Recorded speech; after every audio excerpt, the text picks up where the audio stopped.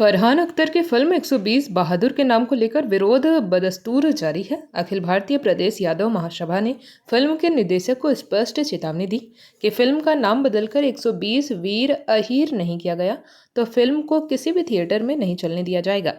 अखिल भारतीय प्रदेश यादव महासभा की ओर से रेजांगला युद्ध में शहीद हुए 114 अहीर वीरों के शहादत दिवस पर कैंडल मार्च निकाल श्रद्धांजलि दी गई। जिला अध्यक्ष अशोक यादव ने कहा कि रेजांगला युद्ध में 114 वीर यादव सैनिक के बलिदान को देश भुला नहीं सकता, जिनके शौर्य एवं पराक्रम के बल पर रेजांगला युद्ध में लगभग 3000 चीनी सैनिकों को मार गिराया था। इतना ही नहीं, कारगिल युद्ध में भी भारत के यादव सैनिक ने दुश्मनों को मार गिराया था।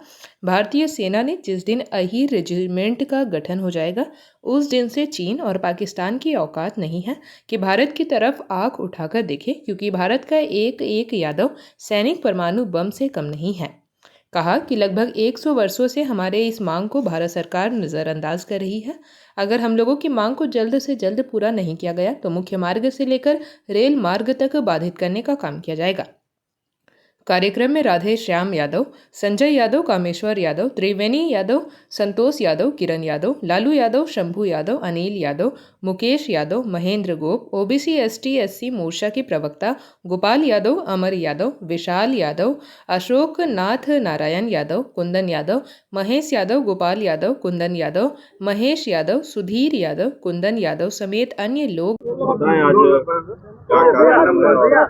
क्या मांग कर रहे हैं। सभी प्रेस बंधुओं को पहले तो बहुत बहुत धन्यवाद। आज हम लोग 18 नवंबर 1962 जो भारत चीन युद्ध हुआ था उसी के उपलक्ष्य में हम लोग आज हर साल शौर्य दिवस के रूप में मनाते आ रहे हैं। आप सभी को जानकारी होगा कि 18 नवंबर रेजांगला युद्ध में भारत और चीन का जब युद्ध हुआ था उस समय 120 अहीर सैनिकों ने 3000 चीनी सैनिकों को खदेड़कर भगाया था और अपने किला को और भारत माता की रक्षा करते हुए 114 जवान हमारे शहीद हो गए थे। इसी क्रम में हम लोगों ने भारत सरकार से कई वर्षों से हम लोग मांग करते आए हुए हैं कि सेना में अहीर रेजिमेंट का गठन करें, क्योंकि जाति सूचक रेजिमेंट हम लोग नहीं मांग रहे हैं। पहले से सेना में जाति सूचक रेजिमेंट चलते आ रहा है। आप देख सकते हैं सेना में 10 से 11 रेजिमेंट पहले से उपलब्ध है, जिसमें कि राजपूताना रेजिमेंट है, गोरखा रेजिमेंट है, सिख रेजिमेंट है, अन्य तरह तरह के रेजिमेंट है। इसी क्रम में हम लोगों ने भारत सरकार से कई वर्षों से मांग कर रहा है कि भारतीय सेना में अहीर रेजिमेंट का गठन जल्द से जल्द हो। उससे हमारी देश बहुत मजबूती बनेगी। और आज जो चाइना और पाकिस्तान जो तिरछी नजर बार बार देखता है ना, उसकी औकात नहीं है जो भारत की तरफ देखेगी। मात्र 2 घंटा का समय अगर देगा अहीर रेजिमेंट बनने के बाद भारतीय सेना को ना, तो पाकिस्तान को नक्शा से मिटा दिया जाएगा। ये मैं आप सभी को कहना चाहता हूँ। डिमांड को लेकर आगे और क्या करने का आप लोग? इस डिमांड को लेकर हम लोग अभी तो हर साल हम लोग ज्ञापन दे रहे हैं, भारत सरकार से मांग कर रहे हैं, लेकिन मैं आप सभी के माध्यम से ये कहना चाहता हूँ कि हमारी मांगों को सरकार के कान में चू तक नहीं जा रही है। लेकिन मैं सरकार को चेतावनी देना चाहता हूँ, अगर अहीर रेजिमेंट का गठन नहीं हुआ तो मुख्य मार्ग से लेकर रेल तक हम लोग बाधित करेंगे, सरकारी काम में हम लोग बाधा देंगे और हम लोग जेल भरो आंदोलन करेंगे, क्योंकि हमारी हक और हमारी आवाज को कहीं न कहीं दबाया जा रहा है। ये हम लोग को बर्दाश्त नहीं है। इसके खिलाफ हम लोग लड़े हैं और आगे लड़ेंगे।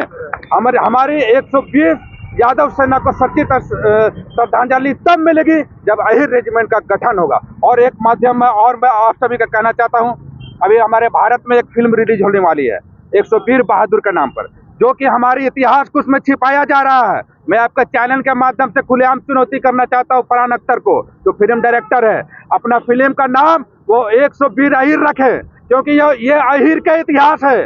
इसके साथ अगर छेड़छाड़ हुआ ना, कोई थिएटर में फिल्म नहीं चलेगा। हम लोग हर थिएटर में जाकर इस फिल्म का विरोध करेंगे और भारत सरकार से भी हम लोग मांग करेंगे। आज देखिए अहीर रेजिमेंट को लेकर पूरे दिल्ली जाम है, जंतर मंतर में सारे लोग जुटे हुए हैं।